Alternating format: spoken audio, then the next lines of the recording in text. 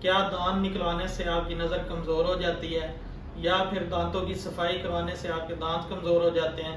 अस्सलाम वालेकुम, मेरा नाम डॉक्टर मुनीर है। Welcome back to my YouTube channel. उम्मीद करता हूँ कि आप सब खैरियत से होंगे।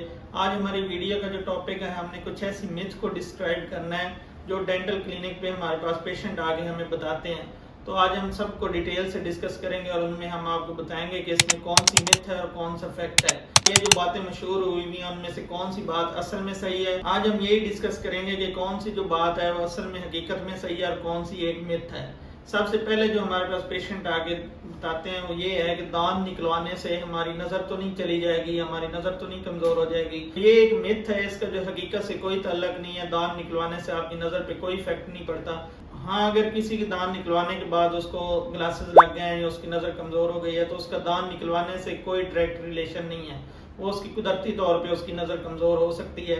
या सख्त ब्रश करने से आपके दांत जो हैं वो ज़्यादा जल्दी क्लीन हो जाएंगे। तो इसका जो आंसर है वो ये है कि जितना आप हार्ड ब्रश इस्तेमाल करेंगे उसका नुकसान ये होता है कि आपका जो इंटरडेंटल पेपिलो होता है, जो मसूड़ होता है, उसको वो जाके छीलता है और नुकसान पहुंचाता है। और आपके दांत के ऊपर एक 2 मिलीमीटर की लेयर होती है जो इनेमल होता है, जो आपके दांत को प्रोटेक्ट करता है कैविटीज से और ठंडा गर्म लगने से। तो वो जो आप सख्त ब्रश इस्तेमाल कर रहे हैं इससे वो इनेमल भी जो है वो भी डैमेज होता है और आपके दांत ओवरऑल वीक होते हैं और आपके मसूड़े कमजोर होते हैं। इसलिए जितना आपका ब्रश नरम होगा आपकी क्लीनिंग उतनी ज्यादा अच्छी होगी। और जो ब्रश अगर सख्त आप इस्तेमाल कर रहे हैं और आपके जो येलो पत्थर से जमा हुआ है वो उससे नहीं उतरना, उससे आपके दांत और कमजोर होने हैं। तो उसका जो हल है वो आपको दांतों की स्केलिंग और पॉलिशिंग क्लीनिंग करवानी पड़नी है। अगर आपके मसूड़ों से खून आ रहा है तो उस टाइम पे आपको ब्रश करना चाहिए या नहीं करना चाहिए।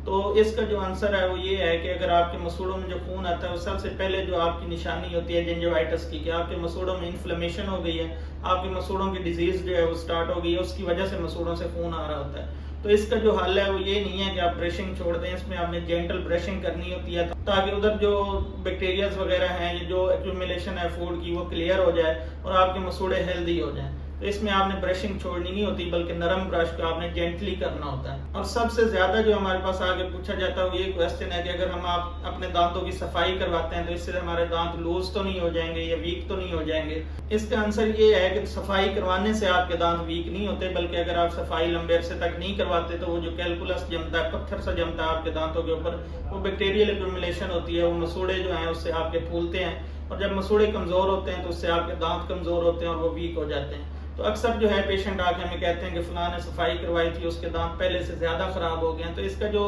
हमारे पास जो हमने चीज नोट किया वो ये है कि कुछ लोग ऐसा करते हैं, सिर्फ स्केलिंग करवाते हैं, उसके बाद दांत पॉलिश नहीं करवाते। तो स्केलिंग से जो दांत की सरफेस है वो खुरदरी हो जाती है, रफ हो जाती है, तो उसके ऊपर जो बैक्टीरियल एक्यूमुलेशन है और जो खाने के ज़रात हैं वो ज्यादा चिपकते हैं जाके। इस वजह से जो है वो दांत खराब हो सकते हैं, पहले की निस्बत ज्यादा जल्दी खराब हो सकते हैं। तो इसका हल ये है कि आप जब भी अपने दांतों की सफाई करवाएं तो साथ पॉलिश लाजमी करवाएं। ये जो रूटीन स्केलिंग एंड पॉलिशिंग है ये आपको 6 महीने के अंदर एक दफा लाजमी करवा लेनी चाहिए।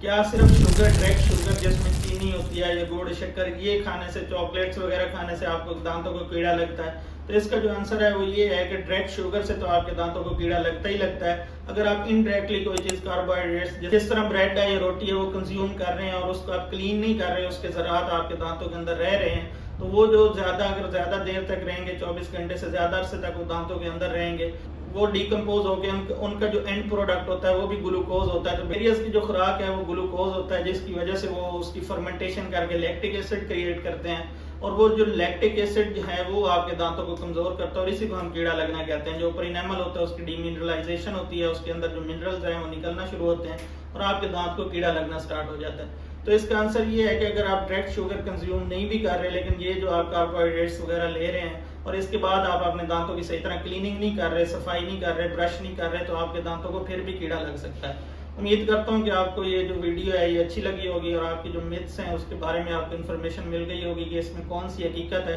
और कौन सी बस बातें बनी हुई हैं। अगर आपको ये हमारी वीडियो अच्छी लगी है तो इस वीडियो को लाइक करें और हमारे चैनल को सब्सक्राइब कर लें ताकि आपको मजीद ओरल हेल्थ के रिलेटेड वीडियोस मिलती रहें। आज के लिए इतना ही। अल्लाह हाफिज़।